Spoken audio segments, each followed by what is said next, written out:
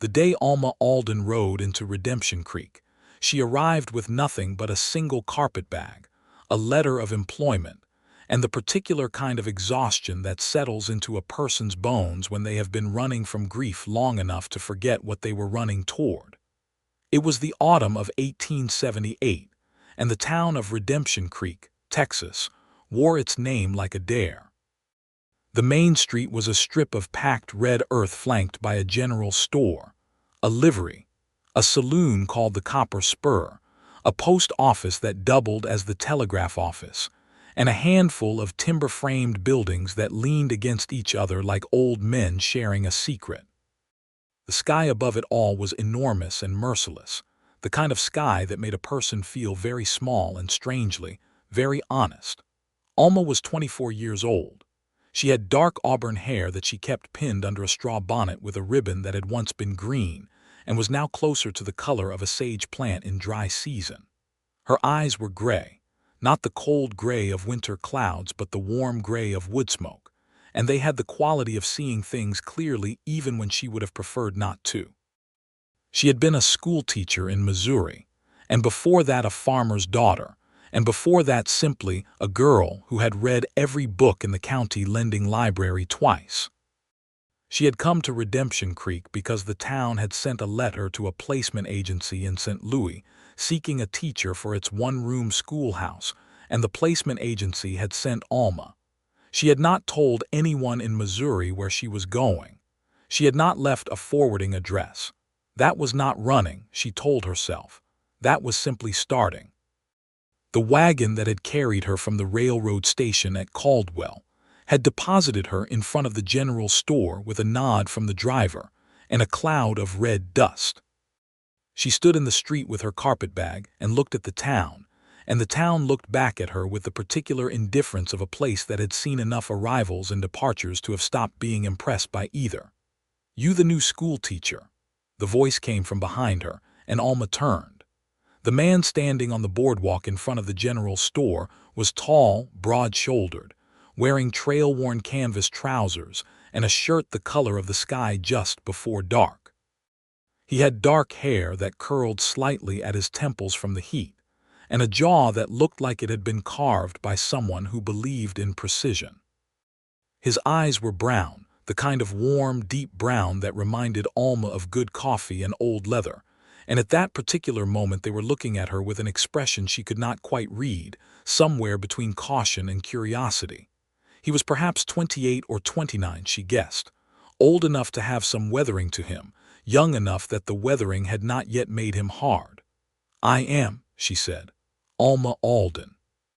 I was told to ask at the general store for a Mr. Hatch who might direct me to my accommodations." The man on the boardwalk studied her for a moment. "You're looking at the general store, and that would make you looking at me. I'm Amos Doyle. I run the store for a man named Patterson who currently has a broken hip and a strong preference for not running it himself." "Then you are not Mr. Hatch?" "No, ma'am. Hatch runs the livery. He also sits on the town council, which is why he wrote the letter. He'd be the man to see. But since you're here and he's 2 doors down, I can tell you that the schoolteacher's arrangements are the Mercer widow's house on the north end of town. Mrs. Mercer rents out her back room and the town council covers half the rate. She expects you to help with the supper dishes in exchange."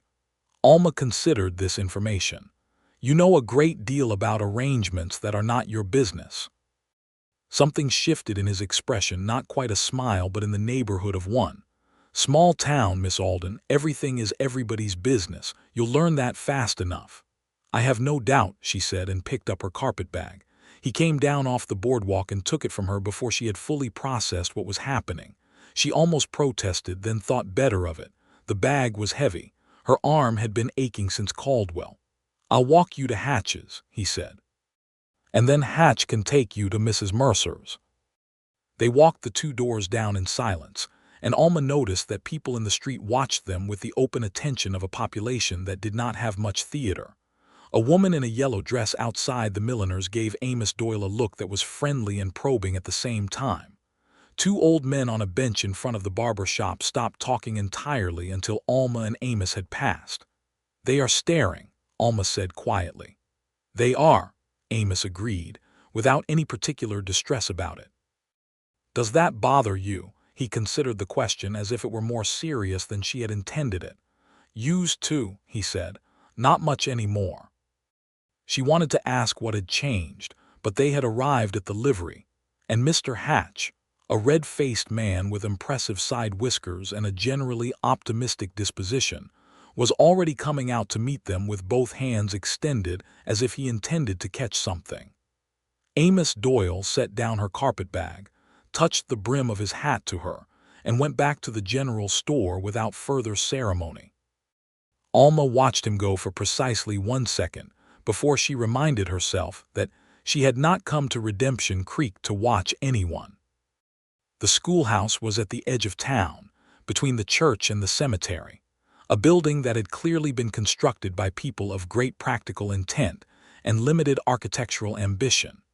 It had 4 walls, a roof, 12 desks of varying sizes, a blackboard that had been painted onto the wall, a pot-bellied stove that Mrs. Mercer assured her was more reliable than it looked, and 3 windows that let in the kind of golden afternoon light that made even bare timber look beautiful. Alma loved it immediately and completely, the way she had loved books as a child, for the same reason, the possibility of everything that could happen inside it. She began teaching the following Monday. There were 14 students, ranging in age from 6 to 15, and they regarded her with the combination of suspicion and sharp intelligence that children always have when faced with someone new who intends to have authority over them. By Wednesday, she had won over the younger ones with a story about a fox and a raven she told during the last half hour of the school day. By Friday, she had won over the older ones by demonstrating that she could solve any arithmetic problem they threw at her without using the blackboard, which she did twice before one of them. A 15-year-old boy named Cecil Hatch, whose grandfather was the livery-running, council-sitting Mr. Hatch, declared that she was all right. She had not spoken to Amos Doyle again in that first week, though she had been in the general store twice, once for lamp oil and once for writing paper. Both times the store had been tended by a young man named Ned who chewed tobacco with great concentration and spoke very little.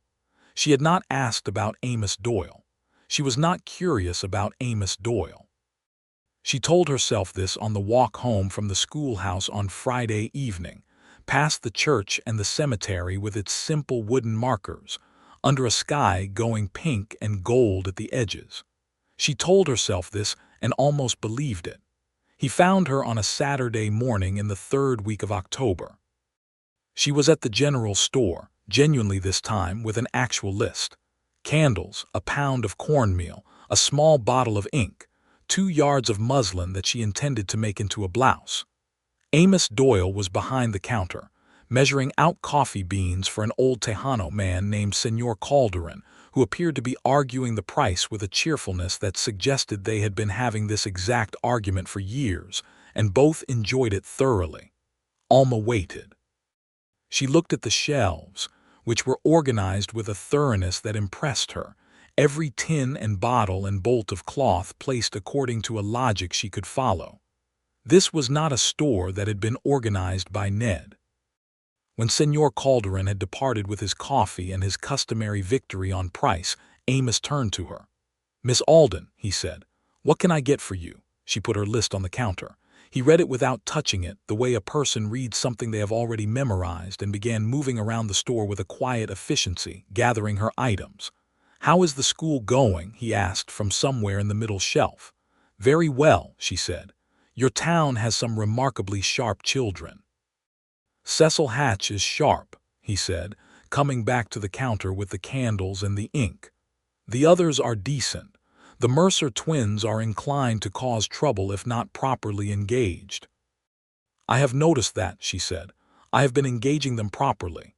He looked at her then, direct and unhurried, and she had the sensation she had sometimes when reading a very good sentence, that something had shifted slightly and would not shift back. "I hear they like you," he said. "You hear a great deal," she said. "Small town," he reminded her. He wrapped her muslin without being asked and tucked it into the paper bag alongside everything else. When she paid him, their hands did not touch, but they came close enough that she was aware of the distance in a way that surprised her. She was halfway to the door when he said, "Miss Alden, the church does a social the last Saturday of the month. Food and some music. It's nothing fancy, but it's pleasant enough." She turned. He was looking at the counter. "I am told it is nothing fancy," she said, "by the man who has not invited me." He looked up then, and this time the thing near his mouth was definitely a smile, partial and careful and rather devastating. "I'm inviting you," he said, "if you'd like to go." "I would like to go," she said. She walked back to Mrs. Mercer's in the golden October morning feeling, for the first time in a long while, that starting was not the same thing as running after all.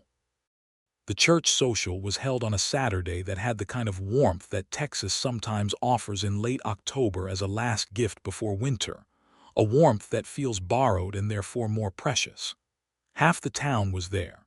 Someone had set up tables outside the church, covered with cloths, laden with food that represented the collective culinary effort of approximately every woman in Redemption Creek, and the general effect was one of enormous generosity and very good pie. There was a man with a fiddle and another with a guitar, and they played together with the easy synchrony of people who had been playing together long enough to no longer need to look at each other.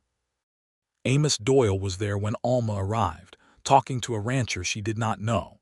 He was wearing a clean shirt, dark blue, and his hair was combed, and when he saw her come through the churchyard gate he stopped mid-sentence in a way that was very noticeable to Alma and apparently to several other people as well, judging by the way the rancher's wife glanced between them with great interest. He excused himself and came toward her. "You came," he said. "I said I would," she replied. "People say a lot of things." There was something underneath those words that she recognized as something old, the scar left by a specific kind of disappointment. She did not press it. "Well," she said, "I am here." "Will you show me where the pie is?" He laughed. It was the first time she had heard him laugh, and it was a good sound, low and real and slightly surprised, as if laughter still caught him off guard. They ate pie together standing at one of the tables, and then they talked. They talked for a long time, through the fiddle music and the dancing that happened in the open space in front of the church, through the gradual darkening of the sky and the lighting of lanterns. She learned that he had grown up in Redemption Creek, the son of a woman named Clara Doyle who had run the store before him, and a father named Thomas who had gone to work one day when Amos was 11 years old and not come back, which Amos mentioned with the particular flatness of a man who has made a long peace with a thing but does not pretend it did not happen. "And your mother?" Alma asked. "Is she well?" There was a pause, not long but specific. "She passed," he said, 3 years ago." "Fever? I am sorry," Alma said, and meant it. "She was a good woman," he said. "Better than this town deserved, if you want my honest view. You loved her very much." It was not a question, and he did not answer it as one. He simply looked out at the dancers for a moment and said, "She's why I stay, even without her here. She built something in this town, and it would feel like a betrayal to leave it to someone who wouldn't care for it properly." Alma thought about that. She thought about what it meant to stay somewhere out of love for a person who was gone, and whether that was loyalty or grief or some specific combination of the two that did not have a name. "What about you?" he asked. "What brought you from Missouri to here?" She had been waiting for this question. She had a prepared answer, the practical one, the placement agency, the position available, the reasonable salary. She opened her mouth to give it. What came out was, "I needed to be somewhere that didn't know me, somewhere I could be just Alma Alden the teacher and nothing else for a while." He did not ask what she was leaving behind. He just nodded slowly and said, "That's a reasonable thing to need." The fiddle started up a new song. Someone called to Amos from across the churchyard a question about something. He called back an answer without taking his eyes off Alma. "Would you like to dance?" he asked. "I have not danced in a long time," she said. "Neither have I," he said. They danced, and it was not graceful, and it did not matter at all.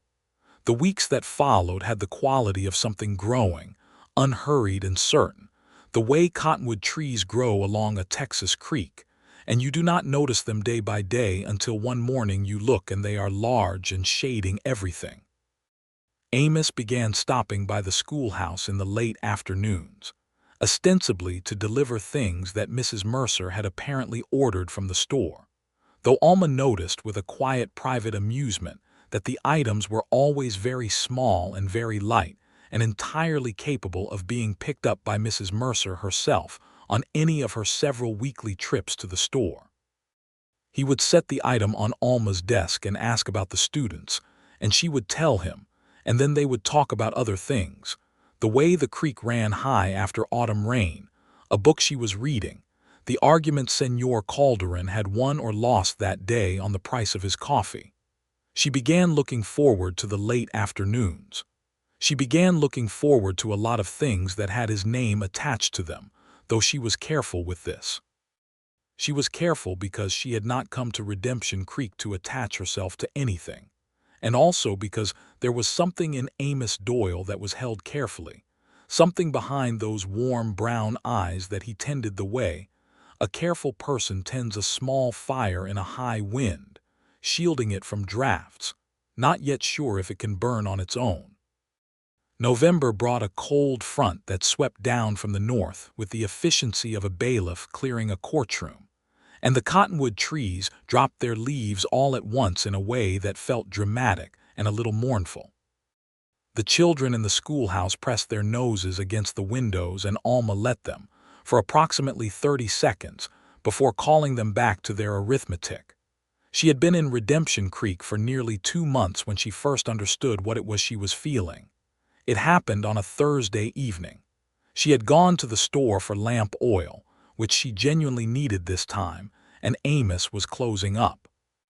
The last light of the day was coming through the store window in a long horizontal bar of amber, and it caught him as he was reaching up to take something from the top shelf, and the light and the reach and the particular expression on his face, concentrated and unguarded, combined into something that struck her with a force she had not been expecting.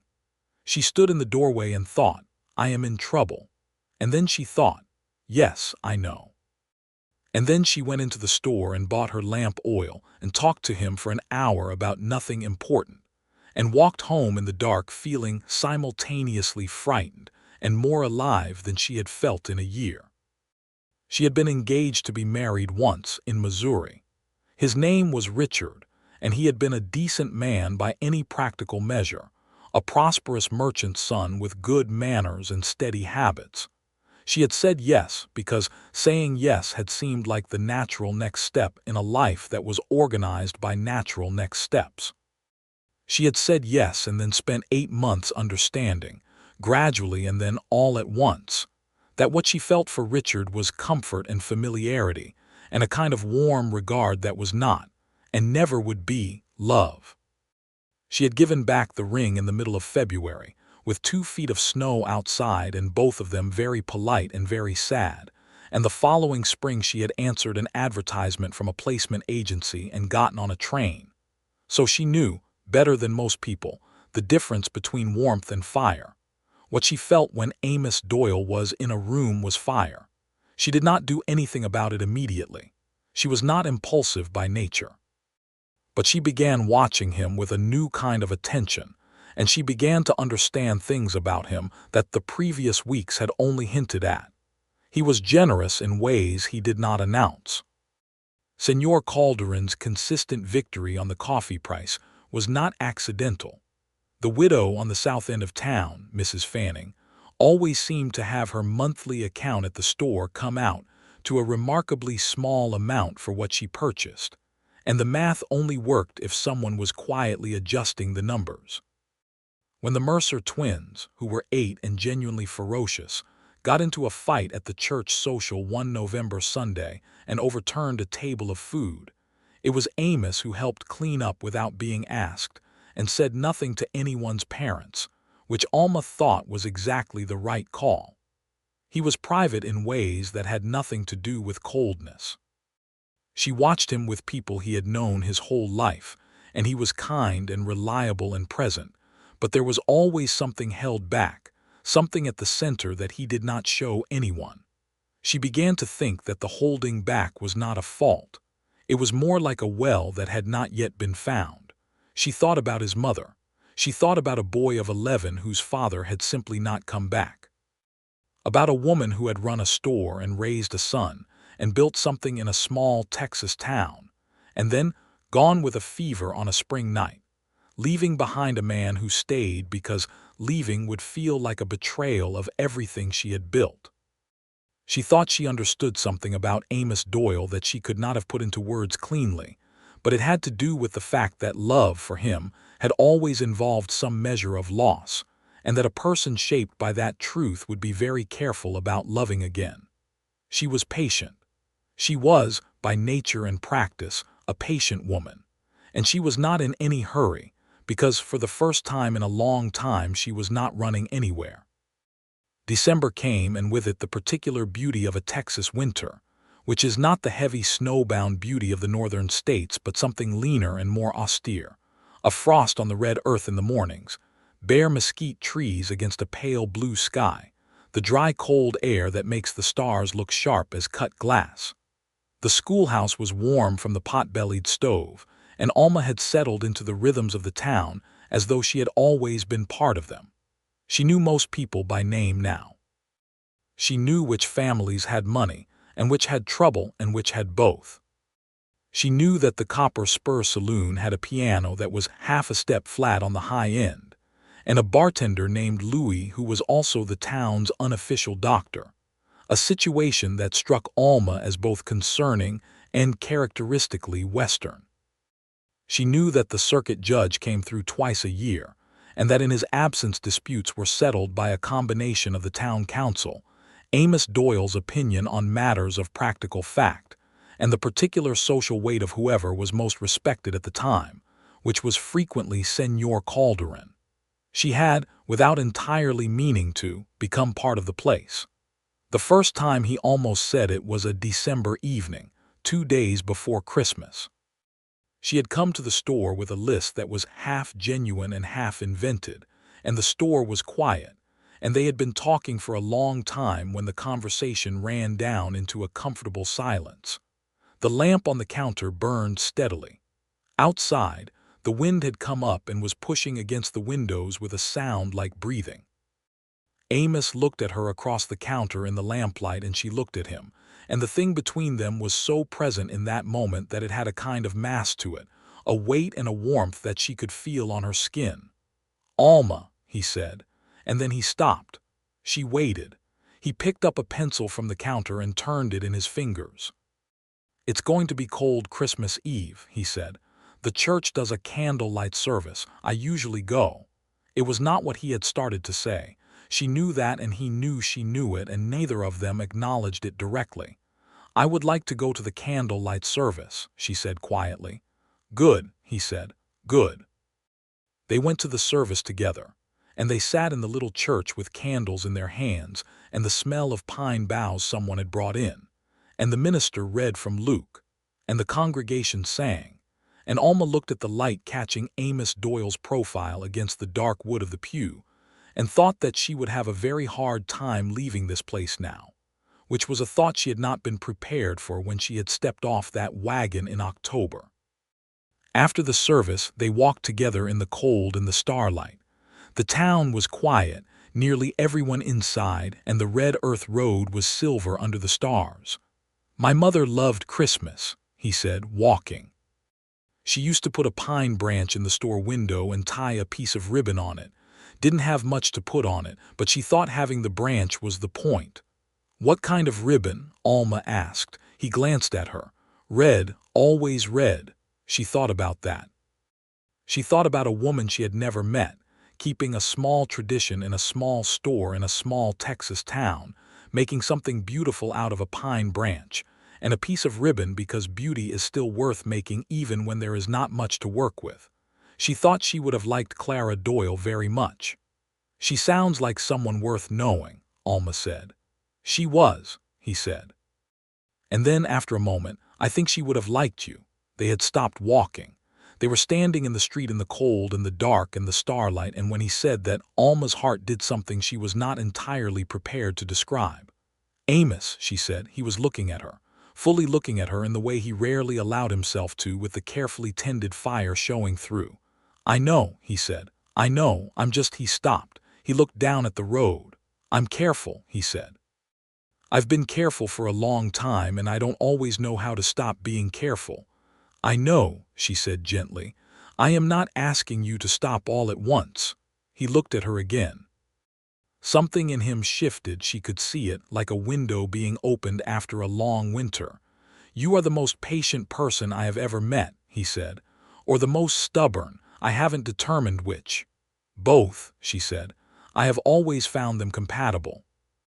He laughed, and reached up and tucked a loose strand of hair back from her face with a gentleness that felt like a declaration, even if it was not one yet. And they walked the rest of the way to Mrs. Mercer's in the cold and the starlight, with their arms nearly touching.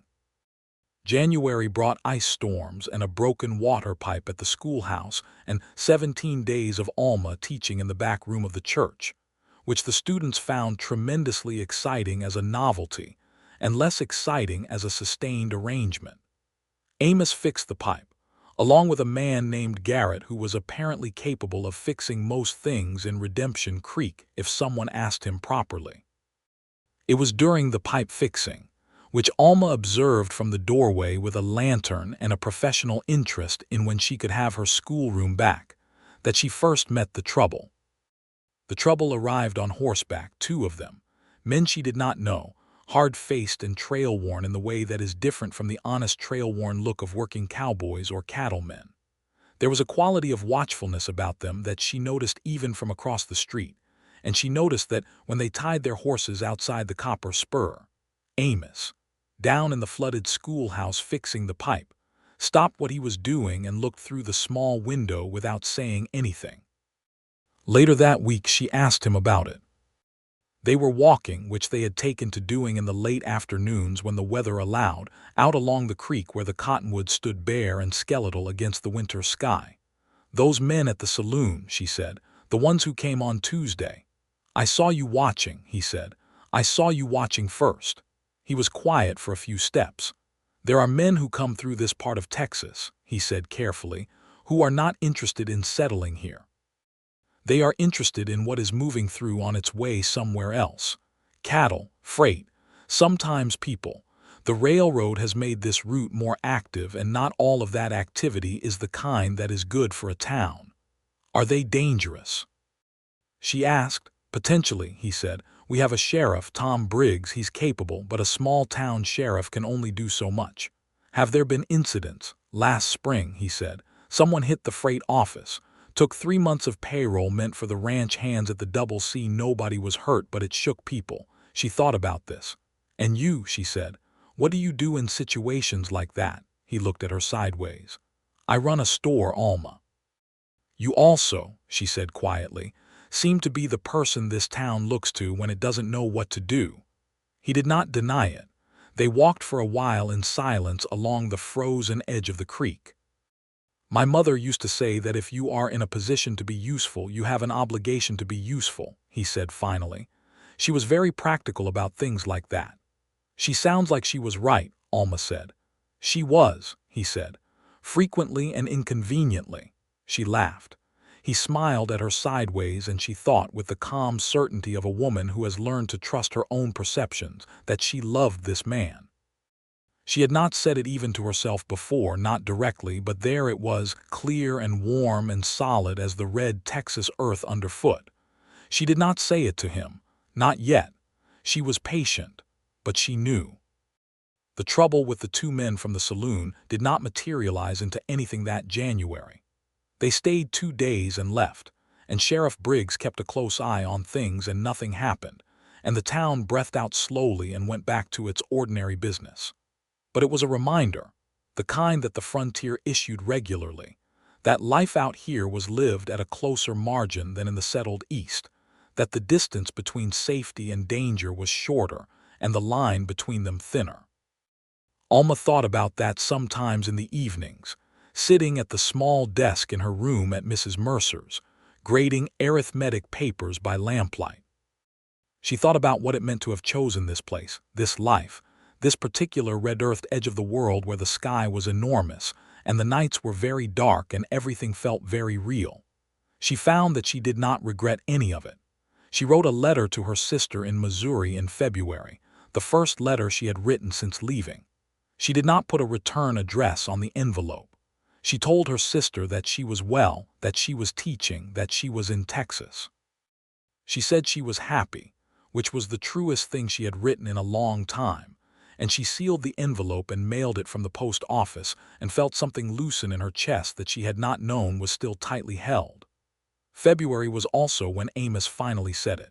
It was a Sunday afternoon, cold and bright, and she had been at the store helping him with the inventory, which was a thing that had happened gradually and naturally, the way most things between them happened.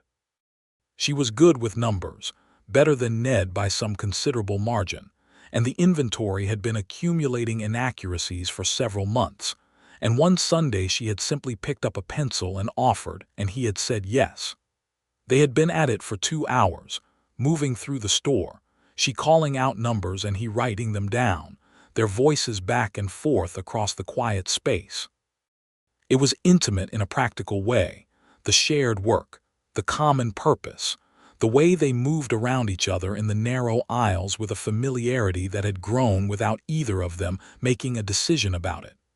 She was counting a box of rifle cartridges when she heard him set down the ledger.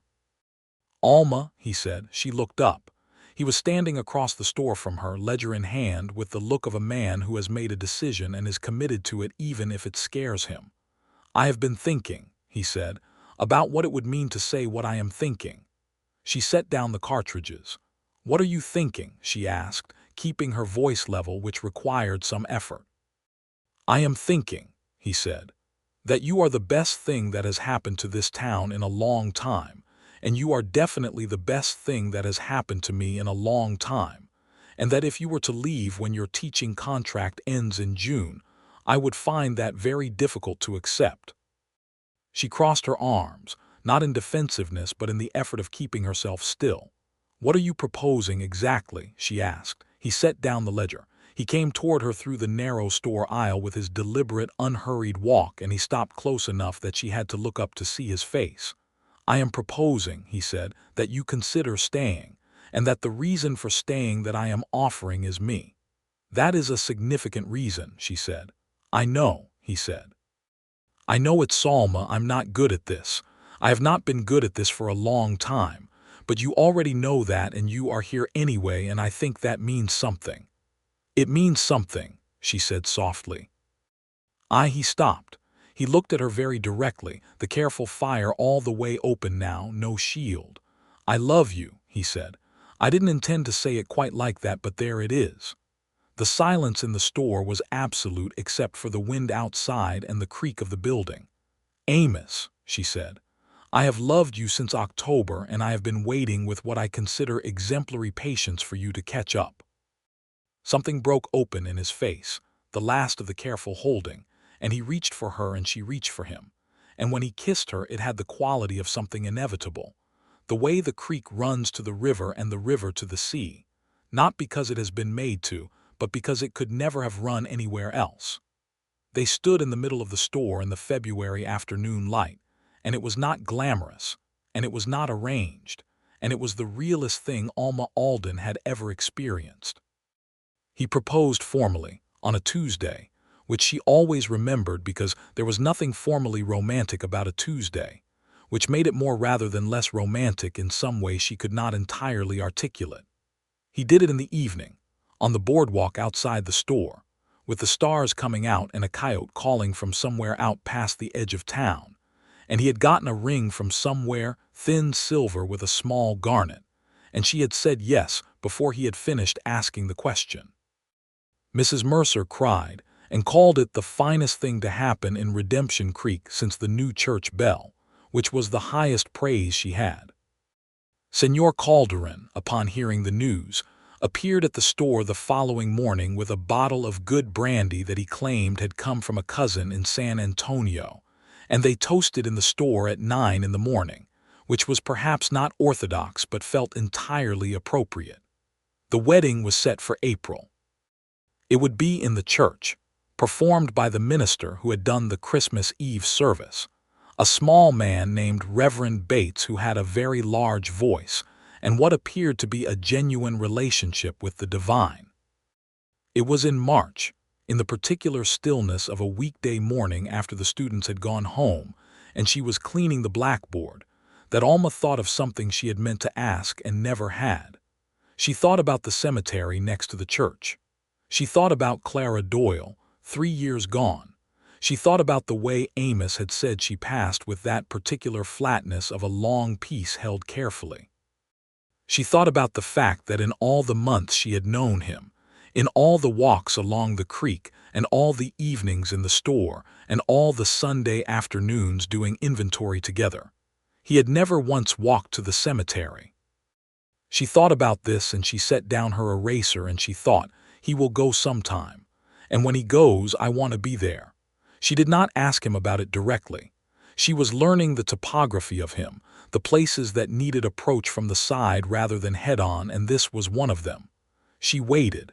It came, as things between them often came, without announcement. It was a Sunday in late March, the kind of Texas spring day that arrives like a gift, warm and flower-bright and rinsed clean by recent rain. They had been to the church service and come out into the sunshine and the tulips that Mrs. Bates grew along the churchyard fence, and the congregation had dispersed in the particular way of Sunday mornings, slow and social, people standing in groups talking while children ran in the churchyard. Amos had spoken to the sheriff about something, and to Senor Calderon, and then he had come to stand beside Alma, and she had watched him look toward the gate at the back of the churchyard, the one that connected to the cemetery. She said nothing. He stood there for a long moment. Then he offered her his arm. She took it. He walked her through the back gate of the churchyard and into the cemetery, and she walked beside him without asking where they were going or why, because she already knew, and because some things do not need to be asked. The cemetery was not large. Redemption Creek was a young town as towns went, established in the late 1860s after the war, and the markers were mostly wooden, though a few of the older ones were stone. He walked through the rows with the certainty of a man who knew this ground well, who had perhaps walked it in his mind many times even when his feet had not come.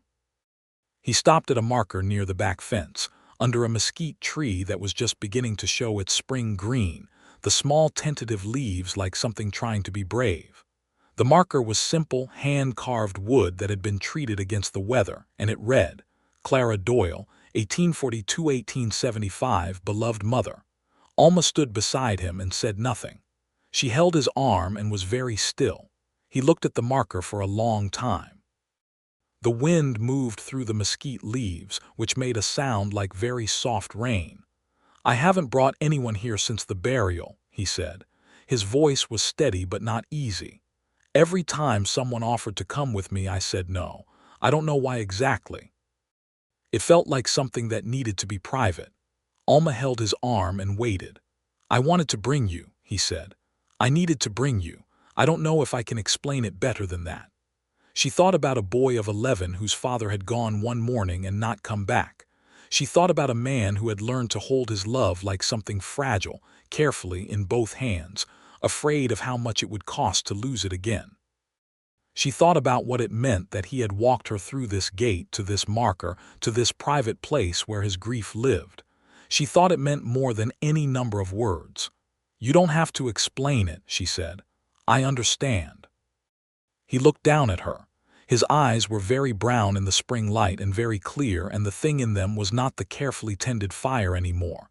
It was just fire, open and steady, burning the way something burns when it has found enough air to breathe. She would have loved you, he said. I know I said it before, but standing here he stopped. He was quiet for a moment. She would have seen exactly what you are. She was good at seeing people clearly. It was one of the most remarkable things about her. Alma reached out and touched the top of the marker very gently, the way you touch something that matters to someone you love. "Hello, Clara," she said quietly. She heard Amos breathe out, a long, slow breath that carried something with it. "She's the reason," he said. "All of it, the store, the town, the staying. And she's also the reason I was afraid for a long time, because when she went," he stopped again. He looked at the marker. "When she went, I understood something about what it is to love someone and lose them that I don't think I had ever wanted to understand, and it made me careful." "I know," Alma said gently. "But you," he said, and he turned to look at her, and his face had the open, unguarded quality of a man who has stopped protecting himself from a thing, and found that the thing was not the threat he feared. "You made careful feel like a cage. I kept being careful, and you kept being patient, and one day I woke up and realized that being careful about loving you was not protecting me from anything. It was just keeping me away from something that was already real." She looked at him under the mesquite tree in the spring light, and thought that she would remember this moment her whole life, the green of the new leaves and the red of the Texas earth, and the simplicity of the carved marker, and the sound of the wind, and the look on his face. "Amos Doyle," she said, "you are the finest man I have ever known, and in approximately 4 weeks I am going to marry you, and I intend to be very happy about it for the rest of my life." He pulled her close, and she went willingly, her cheek against his chest and his arms around her, and they stood by his mother's grave in the March sunshine, and said nothing more for a long while, because nothing more needed to be said. They were married on a Saturday in April, the 4th Saturday of the month, on a day that had clearly been arranged by the weather with a benevolent intent, blue sky and a warm wind, and the wildflowers that appeared every spring along the creek in a riot of yellow and violet. The church was full. Alma had not expected that. She had been in Redemption Creek for 6 months, and she had come as a stranger, and she had expected a small gathering.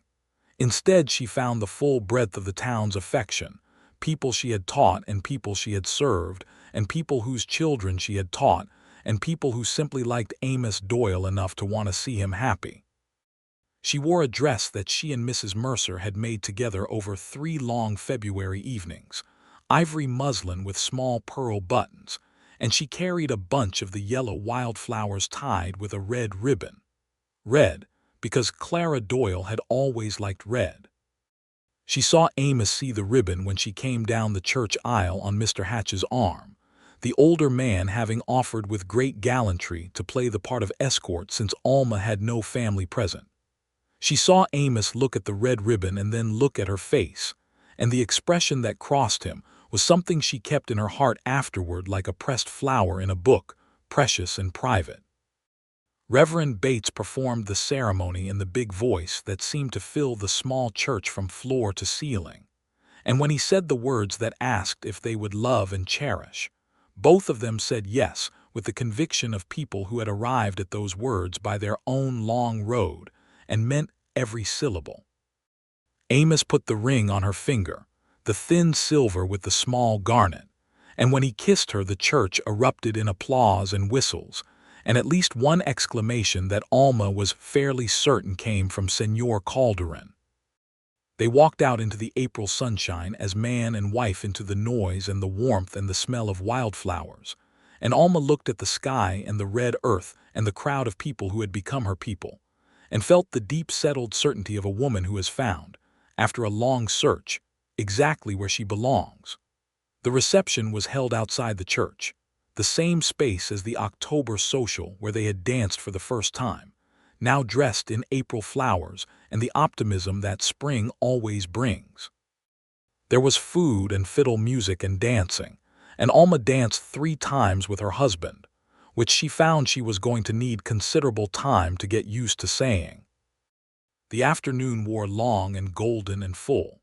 It was near the end of it that something happened that Alma had not anticipated, and that she always remembered afterward as one of the most important moments of that day. An old woman she did not know well, a widow named Mrs. Thurston who lived on the far edge of town and came to church only occasionally, made her way through the crowd to where Alma was standing and took both her hands. "I knew Clara Doyle," Mrs. Thurston said. She had the direct quality of the very old who have stopped having time for anything but the essential. From when she first came here, good woman, as he has probably told you. She used to say that the only thing the store needed was someone to run it with him, because running a store alone is a practical matter, but running a store is also about who you run it with. She looked at Alma with sharp, kind eyes. I thought she was talking about a business partner. I think she might have been talking about this. Alma held the old woman's hands and thought about Clara Doyle saying that, in this town, in this store, years before Alma Alden had ever gotten on a train in Missouri. "Thank you," she said. "That is the kindest thing anyone has told me today, Mrs." Thurston patted her hands and made her way back through the crowd, and Alma looked across the reception to where Amos was talking to the sheriff and laughing at something, and she thought that love is sometimes a thing that begins long before the people who feel it are ready for it, and that the world is occasionally arranged with more care than it appears. The first year of their marriage was the happiest of Alma's life to that point, which covered considerable ground. They lived in the house behind the store, a place that had been Clara's and before that a previous owner's, and that had the comfortable accumulated character of a house that has been lived in by people who cared about it. Alma added things to it gradually, books on the shelf above the fireplace, curtains she had sewn in the evenings, a small kitchen garden out back where she grew herbs and tomatoes with limited success in the first season and considerably better results in the second. She kept teaching. The town council had offered to extend her contract with an enthusiasm that she recognized as having at least partial origin in the fact that she was married to a man the council collectively relied upon, but she would have extended regardless. The school was hers now in the way that things become yours when you pour yourself into them, and she had plans for it, a larger collection of books, a better map of the territories, an arrangement with the minister's wife who played piano to give the students music once a week. Amos ran the store and she helped with the accounts on Sundays, and they built a life together in the ordinary, extraordinary way that people do, day by day and season by season, the work of two people learning the particular shape of a shared existence. They talked about everything. This was the thing she had not known to expect, and that turned out to be one of the great gifts of the marriage. That Amos Doyle, who had seemed so careful and contained, was once he was truly open, endlessly interested in ideas, and endlessly willing to say what he thought, and that what he thought was almost always worth hearing. They talked at breakfast and at supper, and on the evening walks along the creek that continued through all the seasons. They disagreed sometimes, productively, in the way that people who respect each other disagree. He had strong opinions about certain practical matters. She had strong opinions about educational philosophy and the arrangement of books. They were each right about their respective domains and generous about the others. He grieved his mother in ways she began to recognize. It was not spectacular grief, not the dramatic kind. It was the quiet kind, the kind that surfaces in specific moments. A particular season, the anniversary of Clara's death in early May, the Christmas pine branch that he always put in the store window with a red ribbon, doing it himself every year with a care that was unmistakably devotional.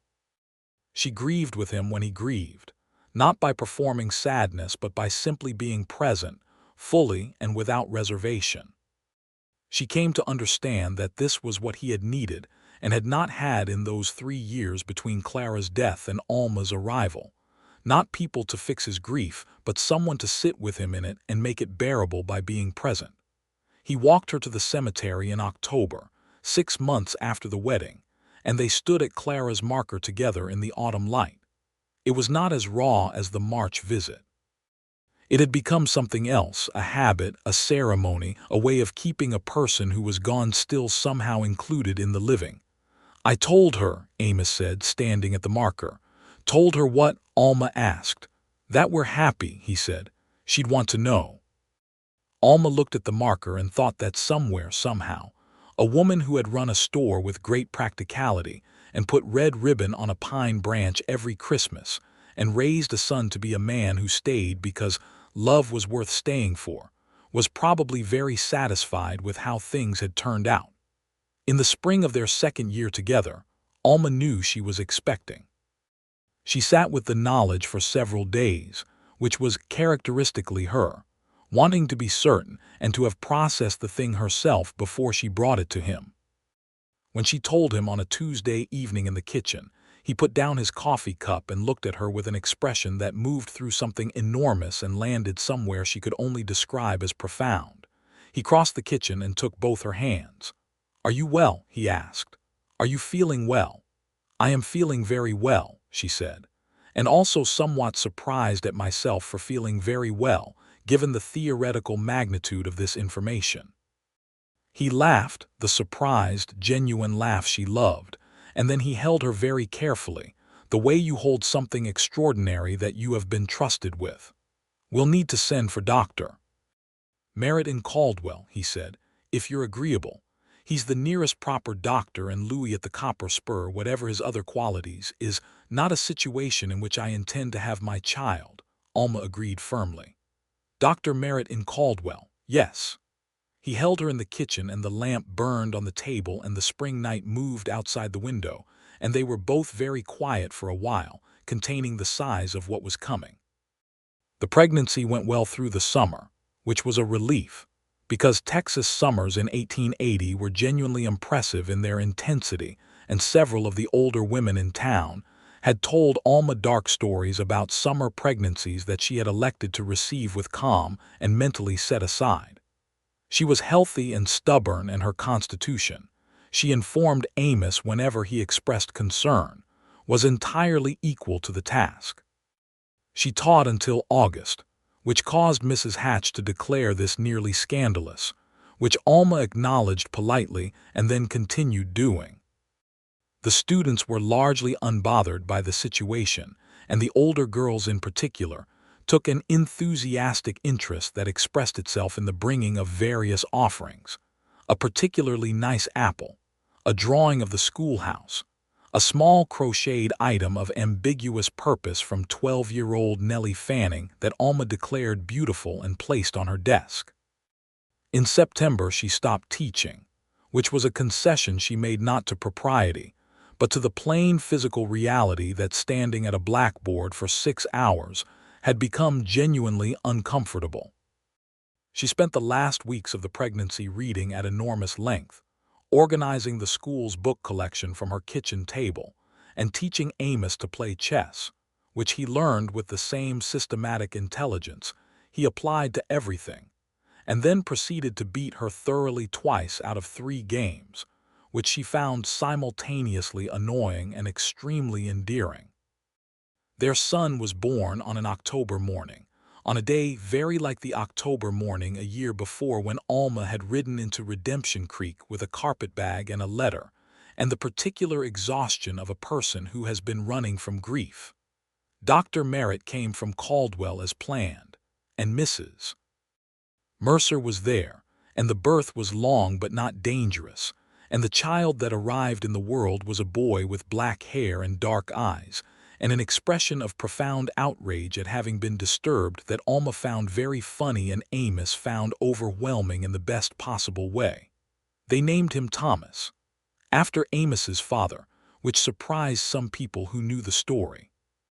Alma had suggested it, and Amos had been quiet for a long moment and then said yes, because whatever Thomas Doyle had been or had not been, he was the beginning of a line that had produced Clara, and Clara had produced Amos, and Amos had produced Thomas Jr.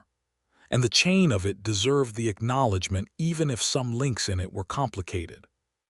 Thomas was a serious, watchful baby who grew into a serious, watchful toddler who had his mother's gray eyes and his father's deliberate quality, and a generally philosophical disposition toward the world that Alma found charming and Amos found deeply familiar. The store prospered. Alma had taken over the accounts completely by then, not because Amos asked, but because she was better at them and they both knew it, and because a business run by 2 people who complemented each other is a better business than one run by one person alone. She had also, gradually and diplomatically, reorganized the store in ways that improved the flow of customers through it, and suggested 2 new lines of goods that turned out to be profitable, and negotiated with a supplier in San Antonio through correspondence that Amos had not known she was conducting until the first shipment arrived, and he realized she had gotten a better rate than he had ever managed. "You are remarkable," he told her, looking at the invoice. "I am practical," she said. "I find they are frequently the same thing." He kissed her in the middle of the store at noon on a Thursday, which was not the most romantic setting but which she found perfectly acceptable. The town grew around them. The railroad had brought more settlers through, and some of them had stayed, and Redemption Creek by 1882 had a second saloon, a doctor who was actually a doctor rather than a bartender with medical opinions, a real hotel of 2 stories, and enough children that Alma had been given a teaching assistant, a young woman named Florence who was earnest and hardworking, and whose presence allowed Alma to expand the school curriculum in directions she had been planning for 2 years. Sheriff Briggs retired, and his replacement, a younger man named Cole with a serious temperament and a good reputation, kept the town's peace with competence. The incident with the freight office from the previous year had remained a single event rather than a pattern, and the 2 hard-faced men from January 1879 had never come back, though there were others occasionally, and the town had learned to be careful in the particular frontier way, watchful without being frightened. In 1883, Senor Calderon died. He was 71 and had lived his whole life in this part of Texas, before it was Texas, before it was anything to American maps, when it was simply the land his family had worked for generations. He was buried in the cemetery on a November day with half the town present, and Amos spoke at the burial, short and honest, about a man who had been a fixture of his whole life, and whose victory on the coffee price had been a standing agreement between them that he was going to miss more than he knew how to say. Alma held his hand at the burial and afterward at the cemetery and on the walk home, and did not say anything, because sometimes the most loving thing you can offer a person is your presence without the weight of words. Thomas was 3 by then, and very interested in the cemetery, and asked with considerable directness why all the people were underground, which prompted a conversation in the kitchen that evening that Amos handled with remarkable grace, and Alma backed up with the careful addition of historical and scientific context that she thought was appropriate for a 3-year-old, and that Thomas received with an expression of profound thoughtfulness, and then requested supper. Their second child came in 1884, a girl this time born in the May, which was a much more convenient season for such things than October. They named her Clara. There had not been a discussion about it. Amos had looked at the baby in his arms, small and dark-haired and very present in the way that newborns are somehow spectacularly present, and said Clara, and Alma had said yes, and that had been that. Clara Doyle grew up to be the opposite of her brother in temperament, which the Doyle household found entertaining on a daily basis. Where Thomas was quiet and deliberate and observant, Clara was loud and decisive, and in motion from the moment she could walk, which she began doing at 9 months with an enthusiasm that Alma found alarming and Amos found a source of great private amusement. She had her grandfather Amos's dark eyes, which Amos, looking at his daughter looking up at him with those particular eyes, found moving in a way he generally could not put into words.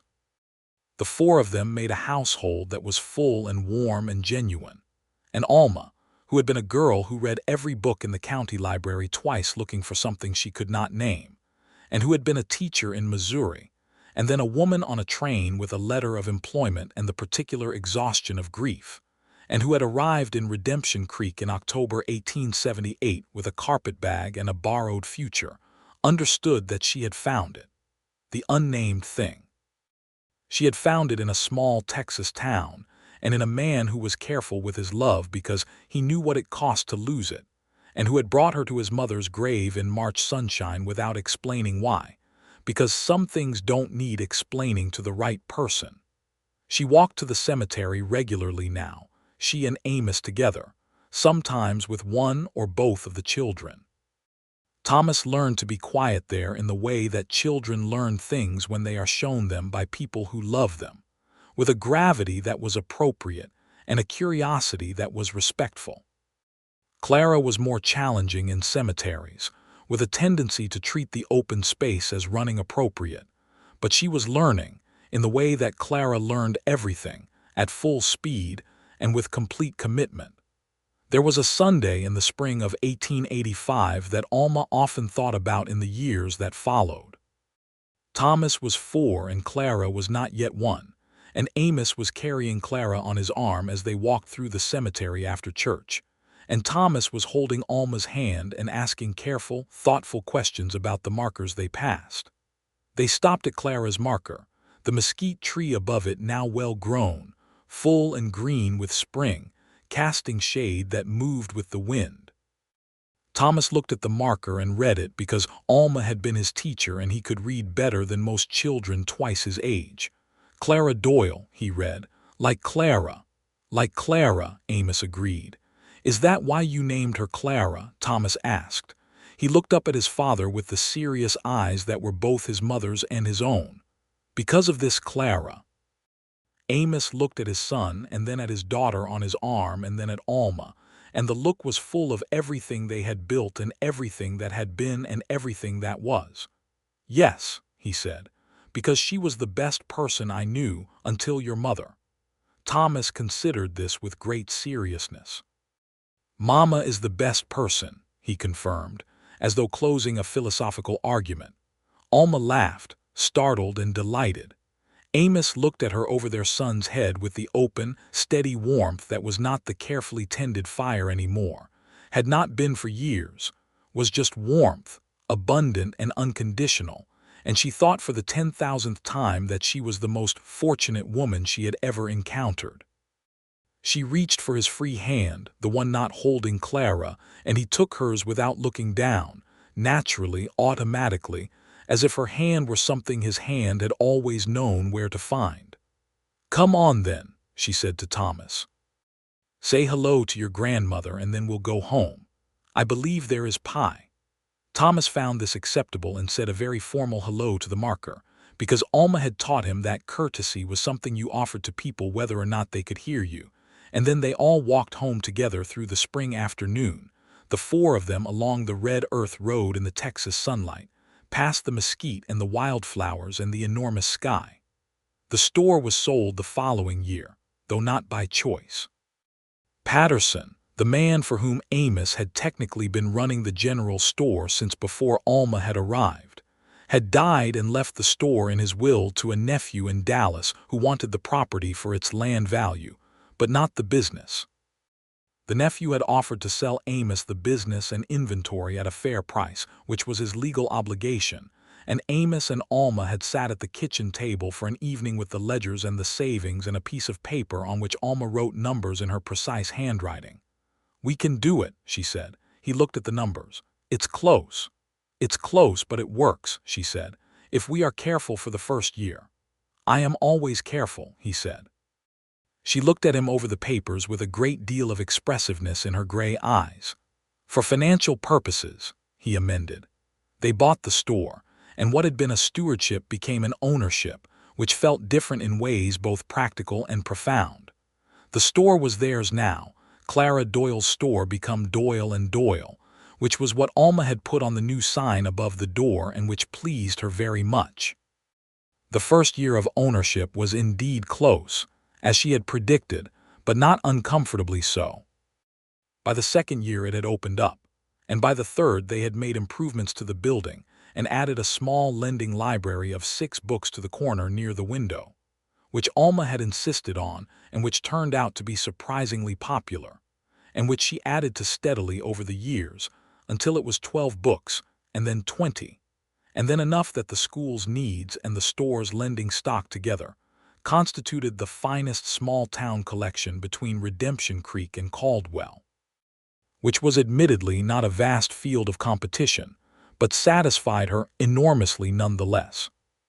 Thomas started school the year he was 5, which some people thought was early and Alma thought was exactly right, and sat in the front row of the schoolhouse that had been his mother's domain for 7 years by then, and was taught by Florence, who had been Alma's assistant and was now the teacher proper. Alma still came in on Fridays, which was a standing arrangement, to read to the students in the last hour of the day, a habit that had begun with the fox and the raven and had never stopped. He liked school, their son. He liked books and arithmetic and, unexpectedly, art, which he had discovered via a set of colored pencils Florence had obtained from somewhere, and which Thomas used with a concentration and a facility that delighted Alma and caused Amos to say, with great affection, that the boy had clearly gotten that from his mother because he himself had all the artistic ability of a fence post. Clara, when she was old enough for school at 5, went in the opposite direction in every dimension. She was loud and sociable, and not much interested in sitting still, though she had an extraordinary facility for arithmetic that Alma recognized as identical to her own at that age and cultivated with great care. Clara also had strong opinions about everything and a complete absence of self-consciousness about expressing them, which made her simultaneously a challenging and endlessly entertaining presence in any room she occupied. In the winter of 1888, the town of Redemption Creek held a celebration for its 20th anniversary. There had been discussions about the nature of the celebration, and the nature of discussions in Redemption Creek had not changed fundamentally since Alma had arrived. Everyone had an opinion, the opinions were expressed freely, and the outcome was generally sensible.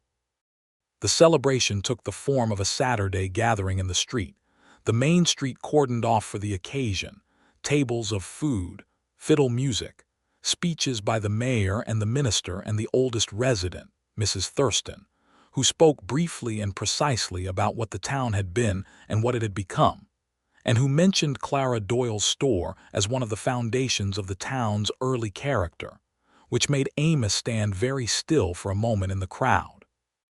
Alma stood beside him and held his arm and felt him breathe. After the speeches they danced, because any gathering in Redemption Creek that had a fiddle inevitably ended in dancing, and Amos danced with her, and then with Clara, and then with Thomas, who danced with the solemn, cooperative expression of a child who is doing something because he loves the person asking, and not because he particularly wants to dance. Alma stood at the edge of the street in the late afternoon light and looked at her husband dancing with her daughter, Clara's small feet on top of his boots the way children insist upon, and the street full of people she had known for 10 years, and the sky overhead its usual enormous Texas self, going gold at the edges. And she thought about October 1878, and a woman arriving in a new place with nothing but a carpetbag, and an exhaustion that had turned out to be not the end of something, but the beginning of something enormous.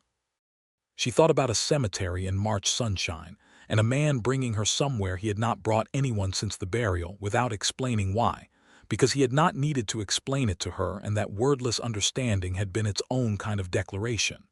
She thought about all the years since and everything they had built inside them, the store and the school and the house and the children and the daily ordinary extraordinary life. She thought, this is what I was running toward. She thought, I have arrived. Amos came back to her with Clara on his arm and Thomas trailing behind, and he stood beside her in the street and looked at the town and the celebration and then at her, and whatever he saw in her face made him smile, the full genuine smile that had once been partial and careful and was now just his, the way the rest of him was just his, open and warm and hers. "What are you thinking?" he asked. "That I am very glad I answered that letter from the placement agency," she said. He laughed. Clara demanded to be set down and went immediately in the direction of a group of her school friends. Thomas stood beside his father and leaned against him in the easy way children lean against the people they are sure of. "Come on," Thomas said with the pragmatism of 7. "I believe there is more pie." Amos looked at his son. He looked at his wife. He looked at the town around them, the town his mother had helped build and that he had kept faith with and that had given him, against all the careful expectations he had maintained for so many years, more than he had known to ask for. "There is always more pie," he said. They went together, all four of them, into the evening and the light and the life they had made, complete and real and entirely their own. The years continued to pile themselves up with the particular richness that happy years have, each one adding to what was already there rather than replacing it. The mesquite tree in the cemetery grew larger and gave more shade over Clara Doyle's marker, and every spring and fall Amos and Alma walked there, sometimes with the children and sometimes alone, maintaining the habit that had begun in March 1879 as one of the most honest acts of trust she had ever been offered.